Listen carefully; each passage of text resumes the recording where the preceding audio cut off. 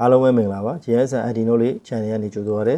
ကျွန်တော်ဒီနေ့ဆွေးနွေးမယ့်အကြောင်းကတော့ intercept 2အကြောင်းပဲဖြစ်ပါတယ်အဲ့တော့ intercept ဆိုတာဘာလဲintercept ဆိုတာက point နေတိုင်းနေ polygon တွေအတွက် special overlay tools တခုဖြစ်ပြီးတော့ input layer များအတွင်းမှာ overlap ဖြစ်နေတယ်ပေါ့နော် overlap ဖြစ်နေတဲ့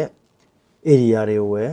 ကျွန်တော်တို့ output ထုတ်ပေးပါတယ်ဒါကိုကျွန်တော်လက်တွေ့သုံးကြည့်အောင်ဒီမှာဆိုလို့ရှိရင်ကျွန်တော်တို့ upper မြန်မာနဲ့ lower မြန်မာ layer နှစ်ခုရှိတယ်ဒီ layer နှစ်ခုမှာဆိုလို့ရှိရင် overlap ဖြစ်နေရသည်မန္တလေးတိုင်းဒေသကြီး overlap ဖြစ်နေတယ်နေပြည်တော် overlap ဖြစ်နေတယ်ဒီမှာရှမ်းတောင်မှာ overlap ဖြစ်နေတယ်စကိုင်းတိုင်းဒေသကြီးနဲ့ချင်းရယ်မကွေး overlap ဖြစ်နေတယ်အဲ့တော့ကျွန်တော် intersect လုပ်လိုက်တယ်ဆိုလို့ရှိရင်ဒီလို overlap ဖြစ်နေတဲ့ data တွေကိုပဲအောက်ပေါ်ထုတ်ပေးမှာဖြစ်ပါတယ်အဲ့တော့ကျွန်တော်တို့ intersect ကိုသွားမယ်ဆိုလို့ရှိရင်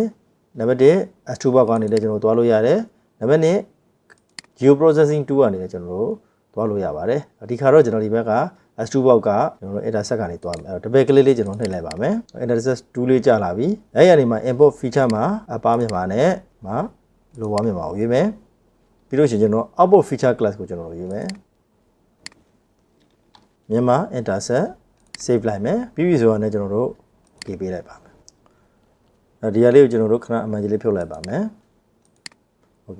ဒါဆိုလို့ရှိရင်တော့ကျွန်တော်ဒီမှာ intersect ဖြစ်နေတဲ့နေရာတွေက data တွေကိုပဲရမှာဖြစ်ပါတယ်ဒီမှာကျွန်တော် open view နဲ့ကျွန်တော်ကြည့်ကြည့်အောင်ဒီမှာဆိုလို့ရှိရင် intersect ဖြစ်နေတဲ့ data တွေပေါ့နော် data တွေ